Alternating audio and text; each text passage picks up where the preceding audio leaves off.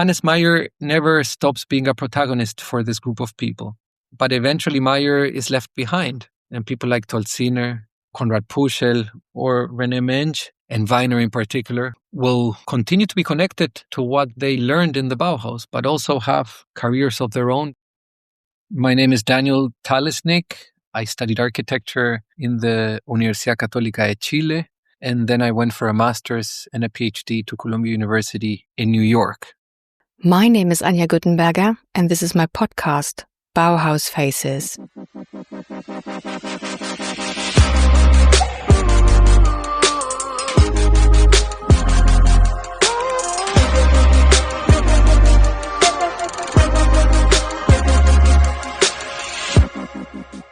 Welcome back to a new episode of Bauhaus Faces. Thanks for tuning in again. A brand new episode of Bauhaus Faces is finally here. This time I talked to the Chilean architect and architecture historian Daniel Talesnik about a whole group of Bauhaus students while taking a closer look at the life of one of them, the architect Tibor Weiner. Weiner was part of a group that formed around the second Bauhaus director and Swiss architect Hannes Meyer, the so-called Red Bauhaus Brigade. If you are a regular listener of Bauhaus Faces, you will have already binged the 3 episodes about Hannes Meyer and the episode about his wife Lena Meyer-Bergner too, I guess. If so, you already know that Meyer was dismissed from the Bauhaus in 1930 and that he subsequently went to the Soviet Union. Lena Bergner soon followed. 7 of Meyer's former architecture students from the Bauhaus wanted to continue working with Meyer as their mentor and also followed him to Moscow. And those students were Bela Scheffler, Antonin Urban, Konrad Puschel, René Mensch, Klaus Neumann, Philipp Tolziner and Tibor Weiner, an international crowd that had befriended during their studies at the Bauhaus in Dessau and their work of the Dessau Turton houses with balcony access and the HGB Trade Union School. Daniel Talesnik, who's currently a lecturer in architecture history at the University of Bath in the UK, dedicated his PhD thesis with the title The Itinerant Red Bauhaus or the Third Emigration to this group, and Tibor Weiner in particular, following their adventurous trails after the group had fallen apart. In Tibor Weiner's case, it was a trail that took him from the Soviet Union to a stopover in Paris, then on to the other end of the world in Chile, and after the Second World War back to his homeland, Hungary. Architecture, for Weiner as for many of his fellow Red Bauhaus Brigade comrades, was the tool to survive. As a Jew and communist, Weiner faced constant dangers in a world when both were persecuted in different parts of the world. He was lucky because architects were needed in one place or another, although at that point, under the pressure to design in line with the regime, he seems to have been unable to build what he believed was great architecture. During our conversation, Daniel also told me a lot about some of the other members of the Red Bauhaus Brigade, each of whom had lived through their own unique life stories. We therefore decided to meet again to record a bonus episode for you about Konrad Puschel, whose job in the GDR took him as far as North Korea, Ernst Mensch, who ended up in Iran, and Philipp Tolziner, who after his 10-year imprisonment in a gulag in the Soviet Union, became one of the first monument preservationists of the Soviet Union. So, don't forget to look out for this episode later this month too.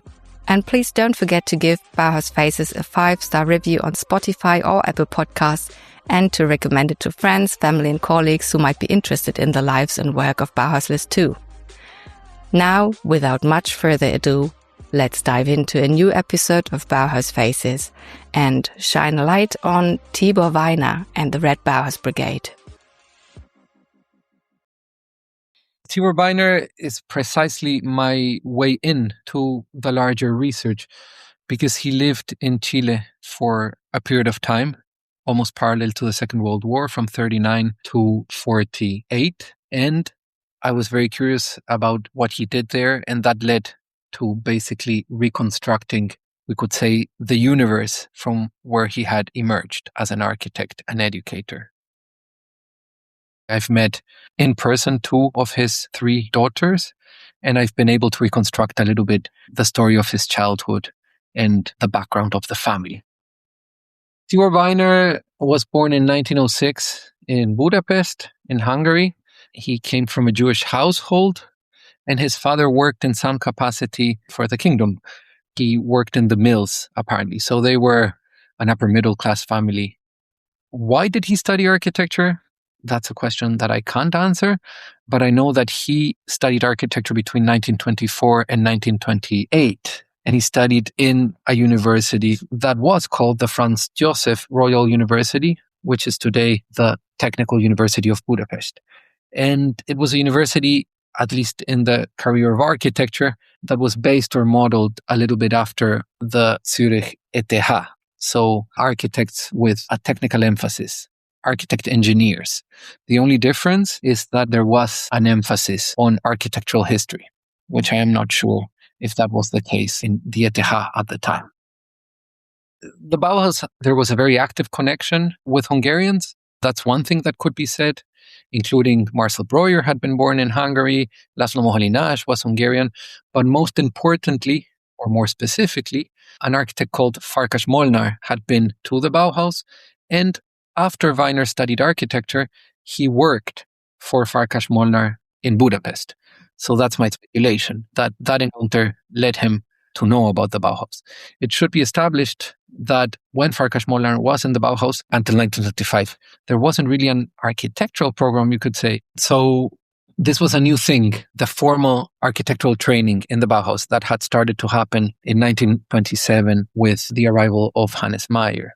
Architects or people that studied in the Bauhaus before there was a formal architectural program, they did, quote unquote, maybe not train as architects, but they could work in architectural related things under the supervision of Walter Gropius. So there are architectural projects in the period. Probably the most emblematic of those projects is the Haus am Horn in Weimar, but it's not the only one. There were Siedlungs and other things designed at the period, and it is understood that they were directly supervised by the architects in the faculty, even working from their private offices. But there was no formal architectural training until Hannes Meyer arrived. Yeah, he worked for Parligeti and Farkas Molnár from March to October 1929, according to one of his CVs. And he will go or enroll in the Bauhaus in Dessau in the winter of 1929. His enrollment number was 391. Well, everybody, including the postgraduate students, had to go through the 4 course, which at that moment in time was taught by Josef Albers, and roughly be translated as material and handicrafts. And then he also took a class with Wasily Kandinsky. He took a class of figure drawing with Jost Schmidt. He took a class of representational drawing with Fritz Kur. We know that also he audited several classes for which he probably wasn't evaluated with a grade, like business studies and psychotechnics with Hans Riedel, or he attended lectures also by architect Paul Artaria. Some other basic courses we know for a fact from one of his CVs, like mathematics, chemistry, descriptive geometry, he was exempted from because he had already done similar courses in his undergraduate studies. It's interesting because I think that if you were a postgraduate study, you were allowed to do a semester of the 4 course only. That's what I remember from my understanding, not a full year of the 4 course. So the second semester, he worked directly with Hannes Meyer. At least that's what's established in his CV. He became his assistant. I know for a fact, because there's a recommendation letter from Hannes Meyer to Tibor Weiner that I study as part of the documents that I reviewed for my thesis. He says precisely that from May 1st, 1930 until October 15th, 1930, following my petition, meaning that he asked Weiner worked in my private practice in Berlin, preparing plans for the publication of the ADGB Trade Union School in Bernau near Berlin, and drawing the municipal building inspection plans for this project. He did a project with Philipp Tolziner in 1930 called Community Dwelling for the Workers of a Factory in a Socialized State, that they didn't do as part of a class assignment. They did it, let's say, out of free will, or it was a freelance student project because they wanted to get feedback from the teachers. So definitely Philipp Tolziner must have been a close friend. And those were studies that they conducted in the room of Philipp Tolziner in his apartment in Dessau. This is one of the projects that I found published in several books when I started doing my research, and that gave me a clue early on that Weiner had existed and that he had been in the Bauhaus. It was one of the earliest, let's say, proofs of that. It's kind of a block that has living quarters for workers. It's for a nondescript or non-specified city, but it's a study of, let's say, minimum dwelling for workers. And particularly political in its outlook, no? From the title forward. For those of you who have already listened to my podcast episode on Bauhaus Faces about Ludwig Hilbersheimer, you may wonder, just as I did, if this freelance project by Tibor Weiner and Philipp Tolziner at the Bauhaus was maybe influenced by him. Hilbersheimer too intensively engaged in social housing and the existential minimum, offering different solutions from low-rise and mid-rise buildings to high-rise apartment hotels with shared communal spaces, sometimes even mixing all three housing types in one urban plan. Hilbersheimer became head of the building department in 1929 at the Bauhaus, when Hans Witwer had left the Bauhaus. He carried on with certain scientific approaches that Witwer had introduced, like the study of the sunlight and the ways the inhabitants of a new building would take, and then further developed those studies by looking at the natural ventilation and so forth. This is exactly what Tibor Weiner and his fellow students of the building department did in their freelance studies. And there are even multiple other examples of this. But I won't get into that right now. Anyway, I asked Daniel Talesnik if he knew about a connection between Hilbersheimer and Weiner, and this is what he answered. It's not that he didn't encounter Ludwig Hilbersheimer at the Bauhaus. He didn't take classes with him. But for instance, Konrad Püschel, who was one of the original members of the Red Bauhaus Brigade, he did in 1928, before Weiner was there. In any case, the social preoccupation and how people live was something that then Hilbersheimer, when he lived in Chicago, was very connected to. That same exercise that we've been commenting, that is roughly translated as community dwelling for the workers of a factory in a socialized state, when they pinned this exercise in the Bauhaus, the person that was most impressed, according to a memoir from Philipp Tolziner, was Ludwig Hilbersheimer with this project. And he suggested to them that it should be published under a different title, one without the socialist reference. However, they rejected this idea, Tolziner and Weiner. This is part of a memoir or memory from Philipp Tolziner. Did Hilbersheimer actually say that? It's impossible to prove. But that's in a text by him called Mit Hannes Meyer am Bauhaus und in der Sowjetunion. We know for a fact that he was expelled from the Bauhaus on September 9th, 1930, along with a lot of the foreigners that had been studying there at the time and that were involved in some capacity in political activities and that left, were invited to leave after the dismissal of Hannes Meyer. In those images of the expelled group of foreign students leaving Dessau, and I've identified Bella Schäffler, Antonin Urban, Tibor Weiner, Munio Weinraub, and Ladislaus Fußmann in the photographs. And the classmates go and bid them farewell. Well, being expelled not just from a school, but also from a whole town, in this case the Bauhaus in Dessau, I thought must have had fundamental reasons. In Weiner's case, and in the case of the other Bauhaus students that were expelled from the Bauhaus, the reasons were never clearly addressed by any of them. At least so far, no researcher has found any document about that. So I asked Daniel if this might have had to do with their involvement with the Communist Party or the Kostufra, a communist student group at the Bauhaus. I'll jump ahead to what Daniel replied, namely that, according to his research, only one of the expelled students was a member of the Kostufra. I then asked, what did he think the reasons were? Let's listen to Daniel, who elaborates on my questions and uncovers the chronology of events that might have led to the expulsion. I'm not 100% sure if Tibor Weiner was a member of the Kostufra. You asked me that. In my research, he doesn't appear like one. Based on Fodor's recollections and other documents, I know that, for instance, Heinz Aldner, Willi Jung-Mittag, Waldemar Adler, Ernst Mittag, Ettelfodor, Ricarda Melzer, Heinz Schwerin, Ladislav Fußmann, Bella Scheffler, and Martin Decker, also another student called Albert Buske, were official members of the Kostufra. But others like Antonin Urban, Klaus Moyman, Konrad Puschel, Philipp Tolziner, and Weiner, I understand they sympathized with the left, of course, but they were not members of the Kostufra. Tolziner, in his memoir, he makes clear that neither him nor Weiner were active in politics in the Bauhaus, although they were clearly interested in left-wing ideas.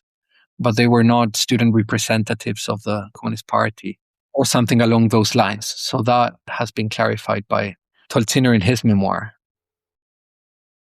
Soon after the expulsion of Hannes Meyer from the Bauhaus, there is a letter that I found among the documents signed by Antonin Urban, Tibor Weiner, and Bella Scheffler in August 4 of 1930, which is only 3 days after Hannes Meyer is expelled from the Bauhaus. Probably more people signed afterwards.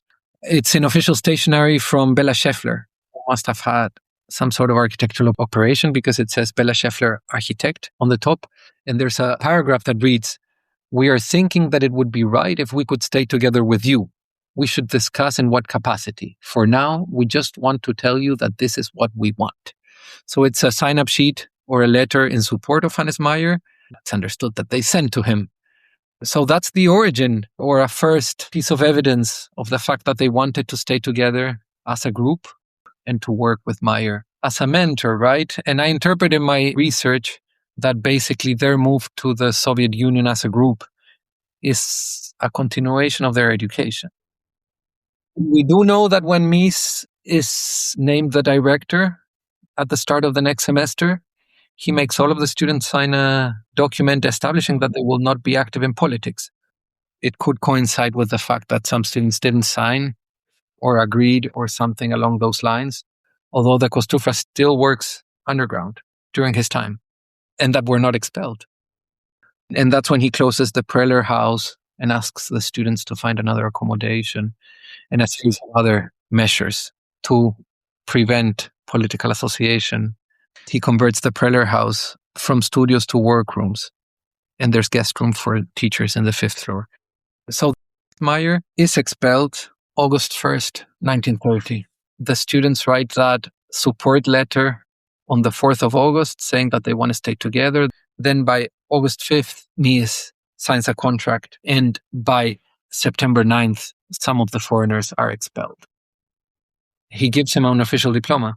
Mies van der Rohe signs Tibor Weiner's diploma in December 1930. To put it quite clearly, the document that Daniel Talesnik has found here, the sign-up sheet in support of Hannes Meyer as a mentor, could well mark the official birth of the Red Bauhaus Brigade, a group of Bauhaus students who gathered around Hannes Meyer and eventually emigrated with him to the Soviet Union.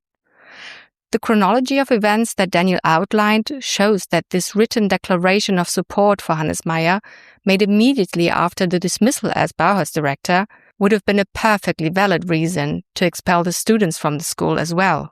On the other hand, it is possible that they did not sign a document demanded by Mies van der Rohe, in which they were required to pledge that they would not engage in political activity. Mies van der Rohe, as the third and final Bauhaus director, was, like his predecessors Walter Gropius and Hannes Meyer, under intense political pressure, particularly in the early 1930s as the NSDAP, the National Socialist Party in Germany, gained increasing support, and the Bauhaus had by then been branded a red stronghold, even though this had little to do with reality because it was only part of the Bauhaus.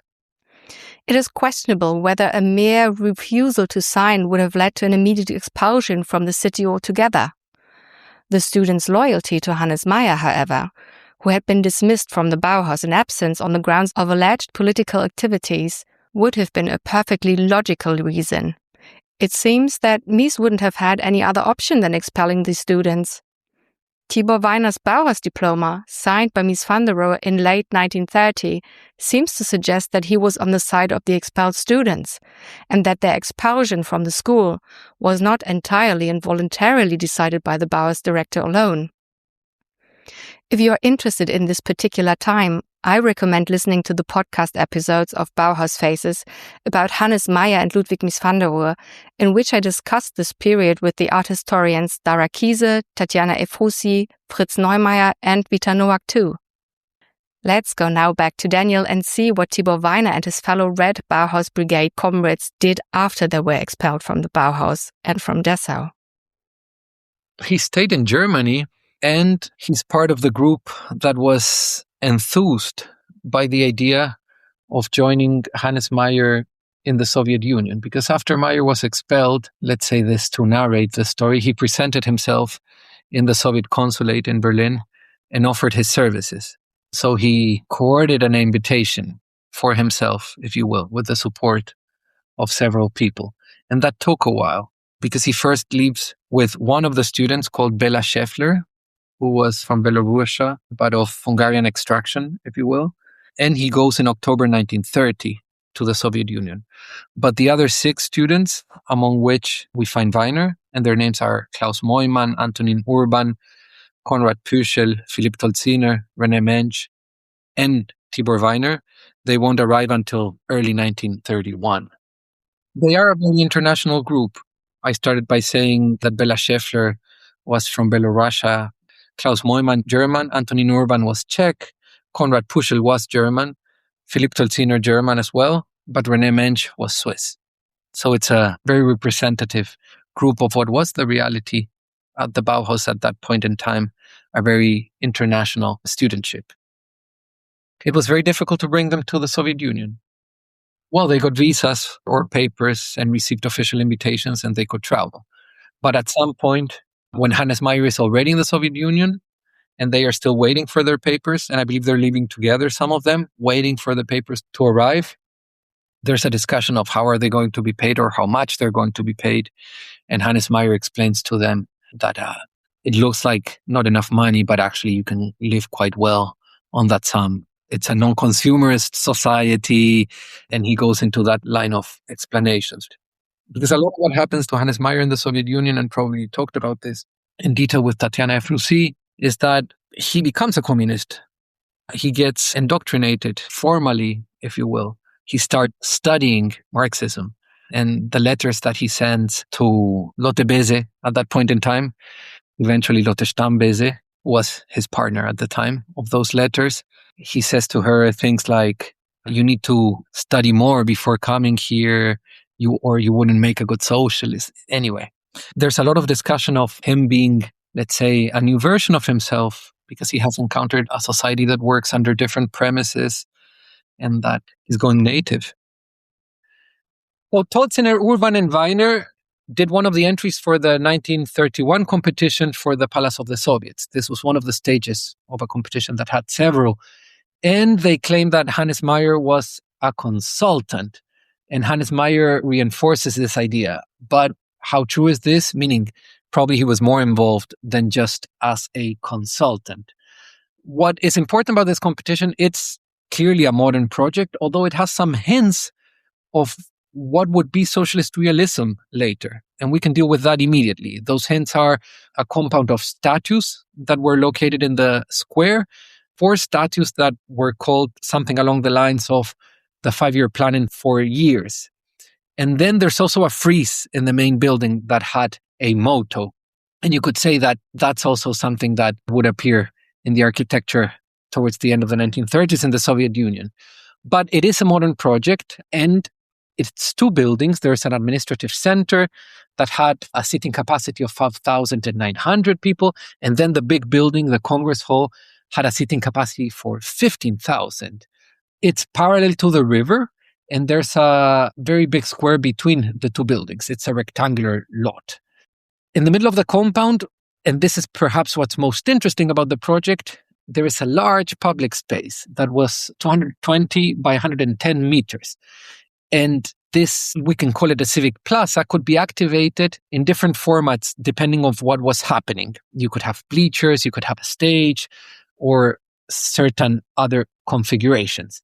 And what's most striking about this project is that for the May 1st demonstrations and also for the anniversary of the revolution, meaning when there's marching crowds, the crowds could go under the small building and literally enter the bigger building and march through it. Very interesting project that they participated as a subgroup of the Red Bauhaus Brigade during the period that they were still together working as a group in one of the trusts in Moscow.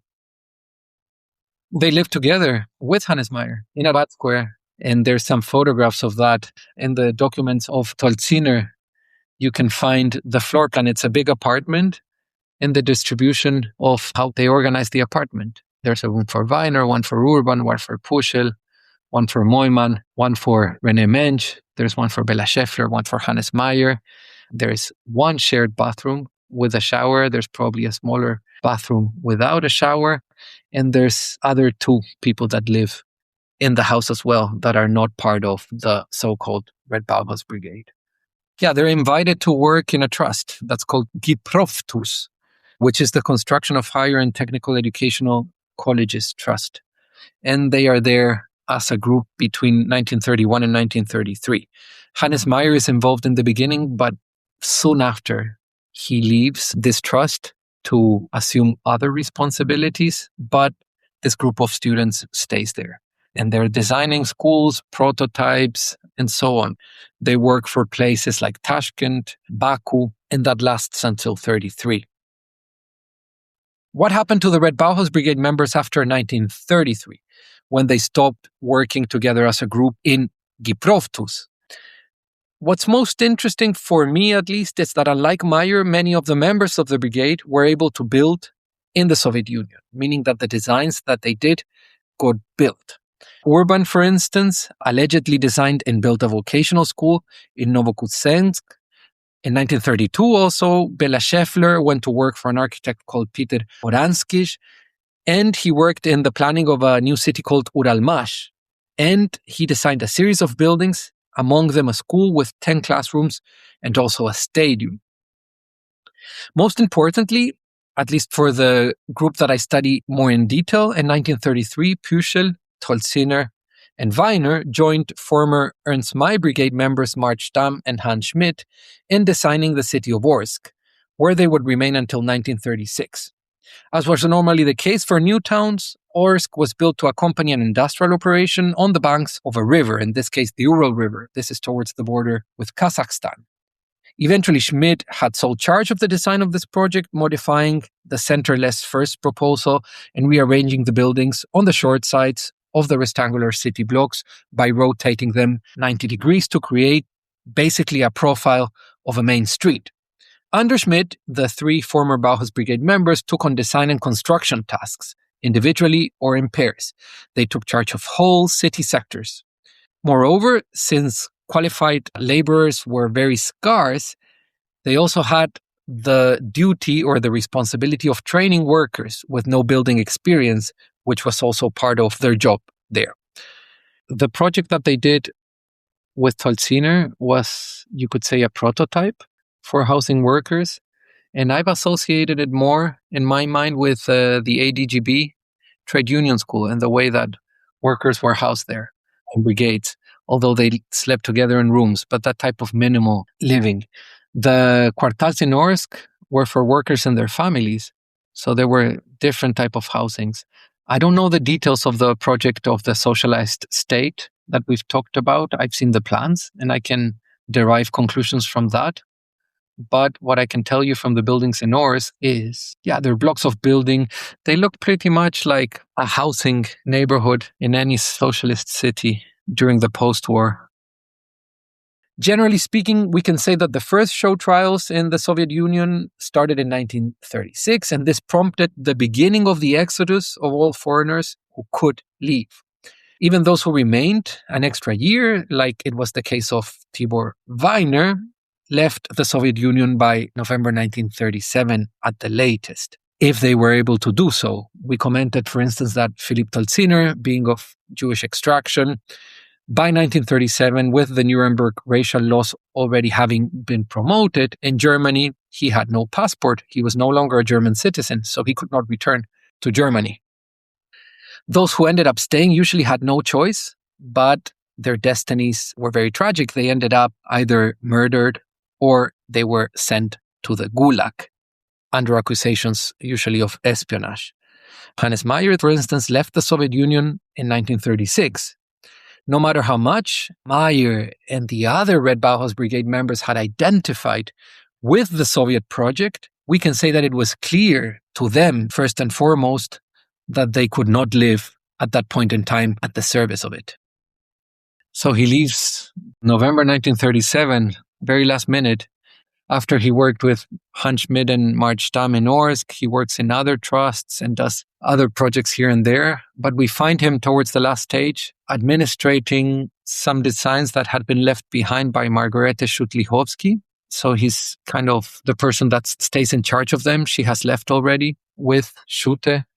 Probably a combination of the political situation and the lack of work. And also the turning currents in the design. Yeah, it was the beginning also of socialist realism being imposed and so on. What we can't say is that he left because he could.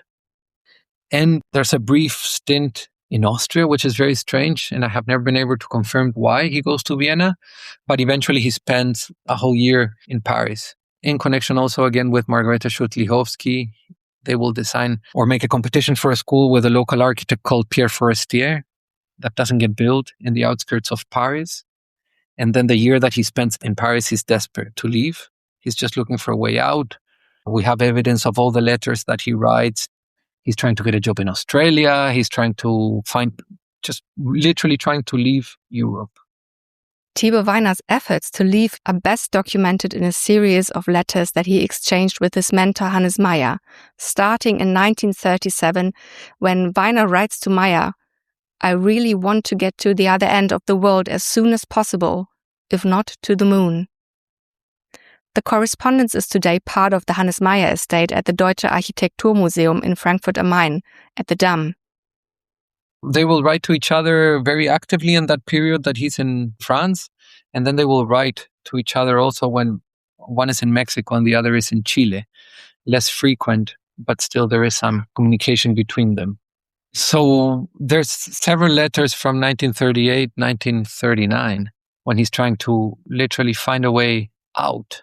The letters from Paris is asking for advice on what to do. Where should he go, or telling him what he's planning to do, exchanging information and informing each other of what's happened to who after they last saw each other. And interestingly, he tells them that there could be prospects in the United States. He tells them specifically that he has evaluated South Africa, England, and Ceylon. He says that Hans Schmidt, who he had worked for in Orsk, had spoken to him about opportunities in what is now Sri Lanka, right? He has also considered Chile in one of the early letters, Argentina and Mexico, as possible immigration destinations. We do know for a fact that in 1938, Weiner attempted to obtain immigration papers to Australia via the Australian Jewish Welfare Society. And he also wrote to the Australian Department of Interior in Canberra, but nothing came of it. And also at some point, he tries to get papers to go to Ankara in Turkey, but nothing happens. The exact reason of why Chile, I do not know. Certain things make sense or connect to each other quite logically. I have the speculation of this very big earthquake, and there was the need for architects. Impossible to confirm until now, but that's my assumption. There's competing information in the papers. The people that sign is Visa. I can't quite figure out why. They're involved in the quote-unquote operation of him moving to Chile, but clearly there is someone that supports or sponsors his visa application that is connected to the architect for whom he will work when he arrives in Chile. And eventually he does work in the reconstruction efforts. And there is a fire station in a city called Chilean that is built, that he designed, that has to do with this earthquake reconstruction. There is a competition in a city called Concepcion for a market that never gets built, not the project that he designed. It gets built, but designed by other architects. So it does happen that he's involved in this reconstruction in some capacity. So that's how I speculate about that.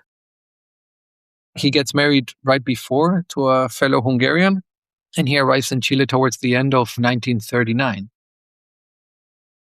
An interesting project, perhaps because it was the biggest one that he won, was this municipal market for the city of Concepcion, won in 1940. And it was going to be located one street away from the city's central square. And it was a whole city block. And actually, there is a market now in ruins because it got burned. And there are some projects to reconstruct it or retrofit it in some way or another.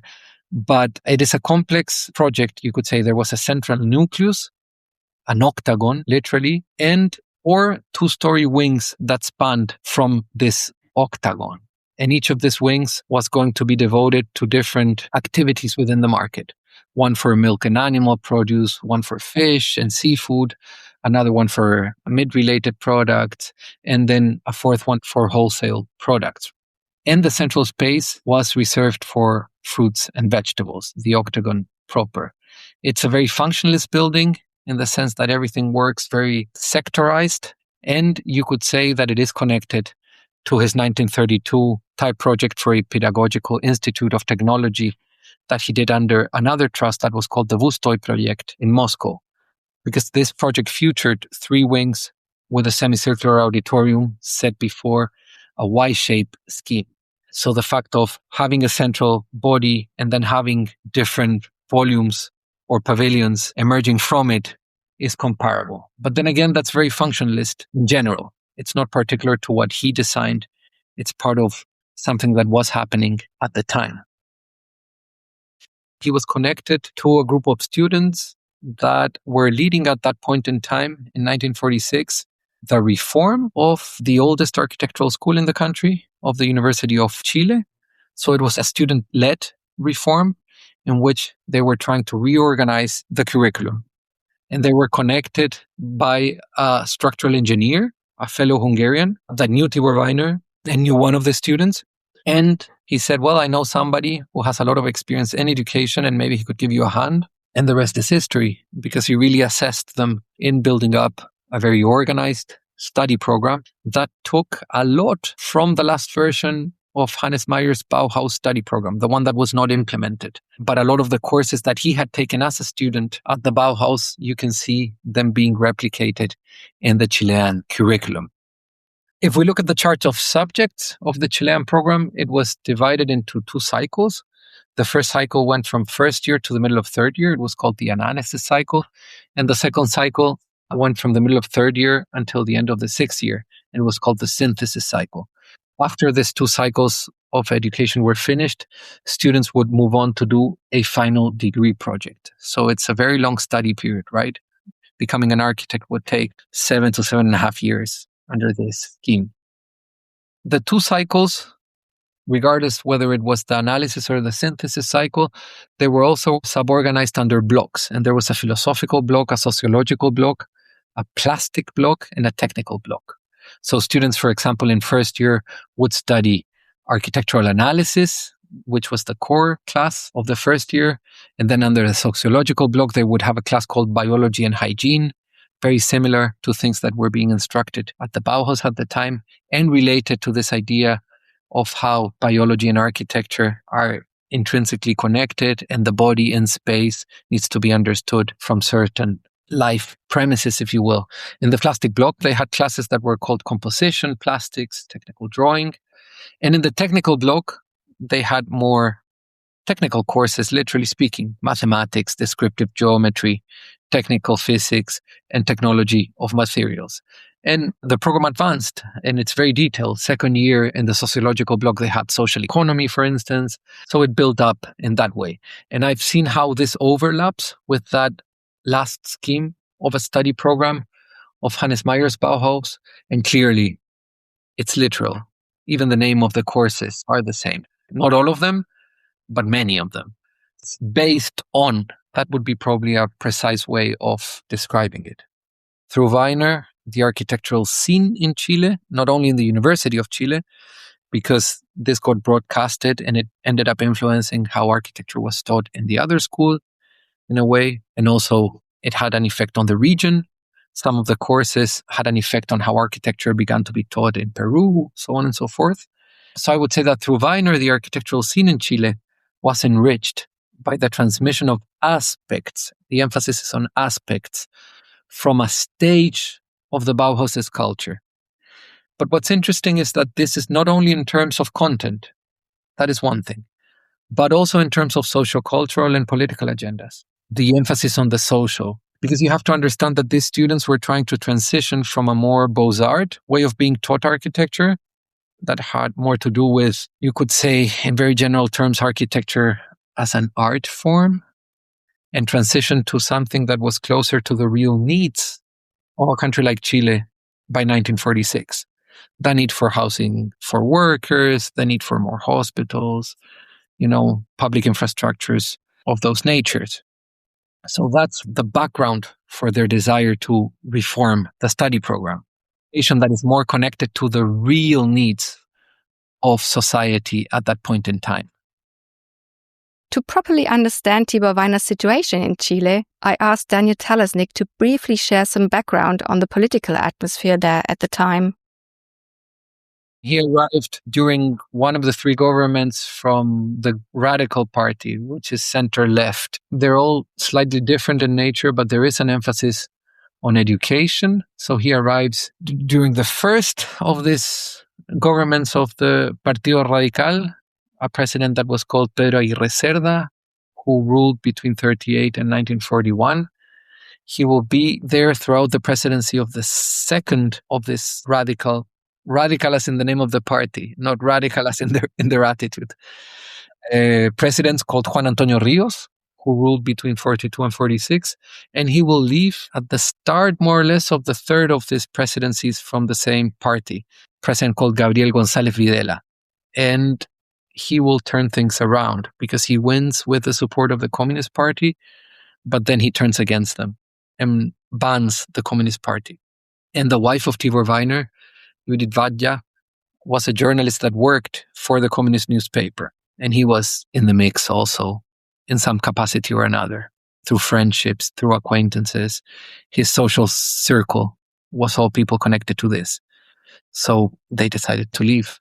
The party was proscribed a little bit afterwards. They left, if I remember the chronology correctly, but it was already in the air that things were going to get complicated for people with communist allegiances.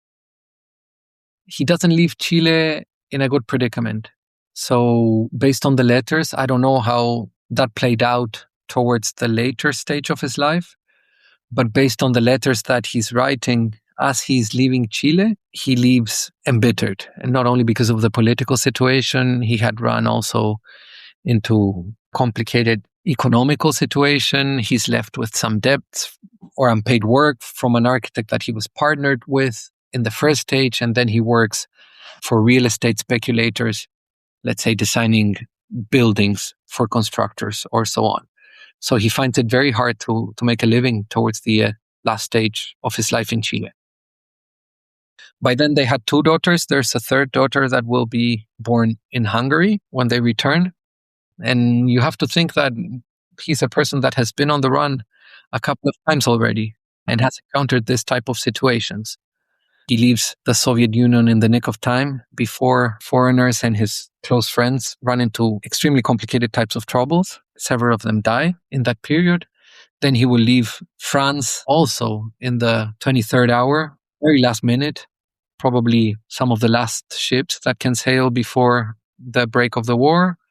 And third time that he's under the same type of political pressure. In 1948, Tibor Weiner left Chile with his wife and two daughters to return to his homeland, Hungary. In a letter to Pierre Forestier, with whom he had worked in Paris in the late 1930s alongside Margarete Schütte-Lihotzky, he wrote, "My time in Chile seems like a nightmare to me, and I am glad to be on my way to Hungary." In Hungary, a new chapter of his life began, opening up new professional prospects. As I've been told by the daughters, his parents died during the Second World War, but his mother-in-law was still alive in Hungary, so they decide to reconnect with his wife's mother. The moment he arrives, he becomes a member of the Communist Party, and a lot of what will happen to him afterwards as a professional architect will have to do with that. Eventually, he wins the head of a team that wins the master plan for a city that was originally called Stalinvaros, which is now called Donauvaros, which is connected to a steelworks in Hungary, which is completely crazy also because all of the natural resources that are needed to produce steel are not there. Everything travels by boat. That's why it's by the Donau. And they win this competition at some point. And the city is renamed Donau Varos in 1961. And it's 70 kilometers from Budapest. And it's the most important project of the post-war 5-year plans of Hungary. Hungary's first 5-year plan runs from 1950 to 54, if you count 1950's 5 years. But he does this urban planning, and that competition begins being executed in 1950. So it's to house the workers for the steelworks. According to people that study him in more detail for his Hungarian last stage, he couldn't design necessarily what he wanted to, or didn't have the type of opportunities that he wanted to. But eventually this master plan is a very big deal, although he does build the headquarters of the Communist Party in the main square of the town. And it's a socialist, realist building that, according to his daughters, he was not proud of. That won him some sort of very important prize also. But he had a very fruitful life as an educator again. Through documents that I found, he was very important in some sort of postgraduate program, and he developed ideas for prefabricated architecture. Someone in Hungary has done in-depth analysis of that, and as I edit my manuscript, I'm quoting the research of a colleague in Hungary. And he becomes involved in the city administration of the city of Donau Varos also. Becomes some sort of city architect. Architecture is what allowed him to survive, because it's nonverbal language, you could say. You can work as an architect in different circumstances without necessarily being from the place. The fact that they could go to the Soviet Union and start working on drawings and designing things, and that then he shows up in a place like Chile and he can do the same and collaborate. And it's understood that at the beginning he didn't speak a word of Spanish. So that's another dimension of their story. It's kind of what moved them around. In this case in particular, some sort of force of disillusionment, but also what in some capacity allowed him to survive. This would have been a perfect end for this podcast episode about Tibor Weiner in and of itself, don't you think? But in the end, Daniel again stressed how important Hannes Meyer was for this group, the Red Bauhaus Brigade, and that there had been others too. So we talked a little more about Daniel's research and the striking findings regarding other members of the brigade, Bauhaus students who, like Tibor Weiner, had followed Meyer to the Soviet Union and then went their separate ways, pursuing their own careers, sometimes in the most remote corners of the world.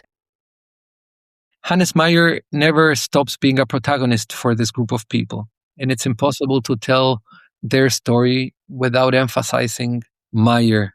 But eventually Meyer is left behind, and they have their own careers, and people like Tolziner, Konrad Puschel, or René Menge, and Weiner in particular, will continue to be connected to what they learned in the Bauhaus, but also have careers of their own doing things that are less connected to where they studied.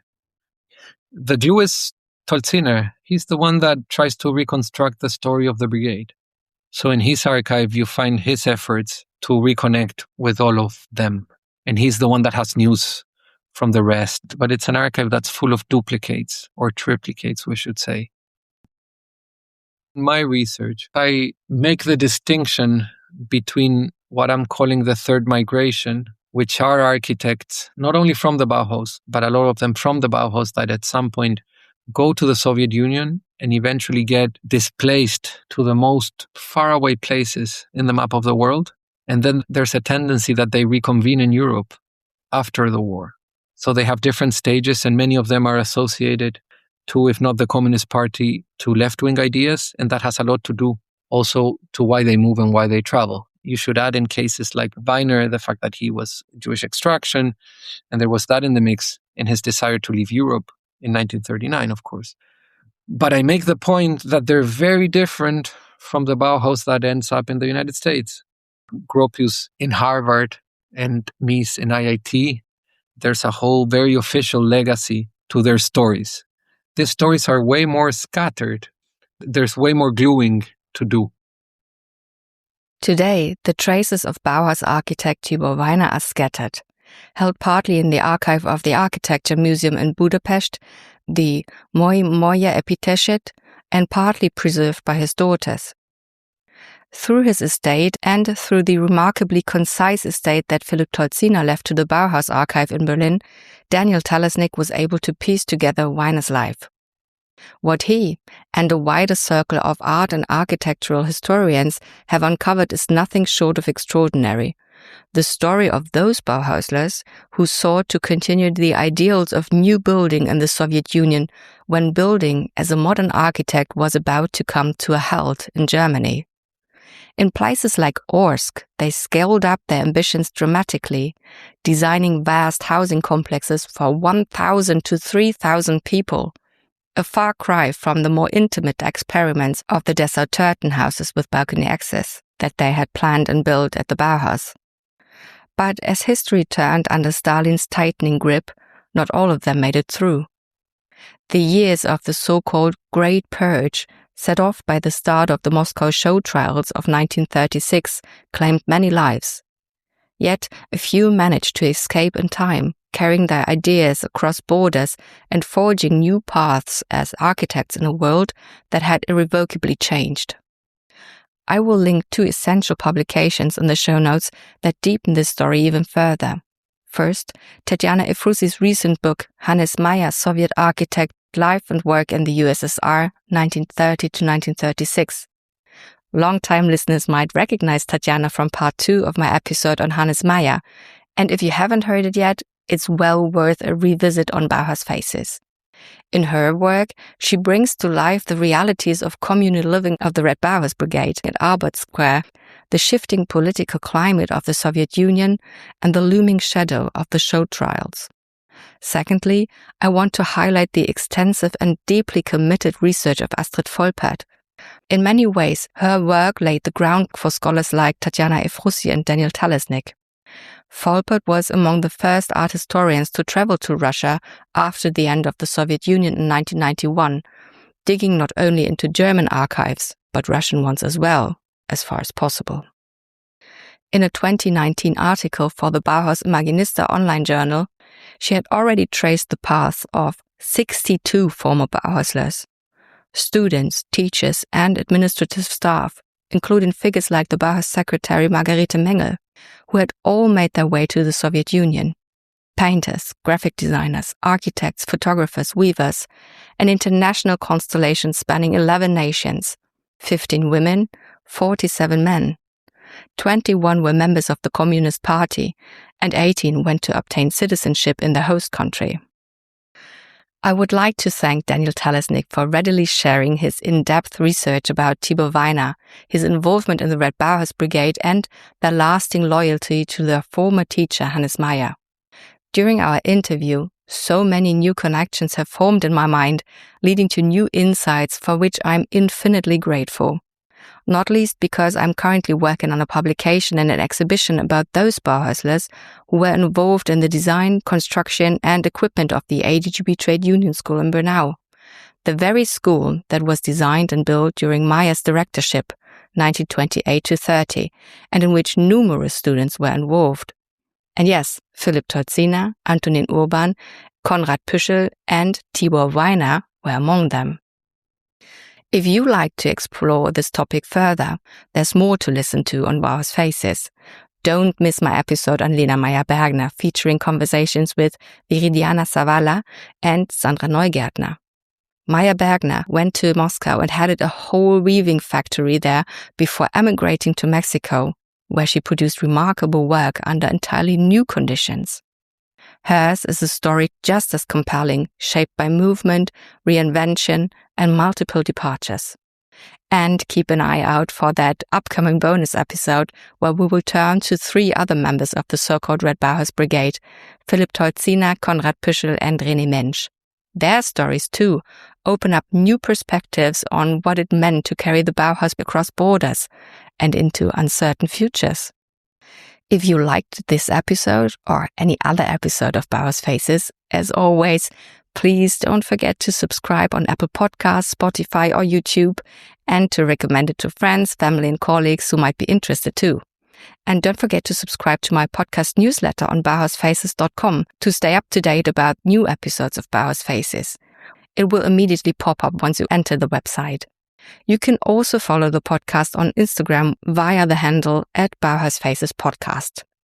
And now, there's nothing left to say but tune in next time for a new episode of Bauhaus Faces.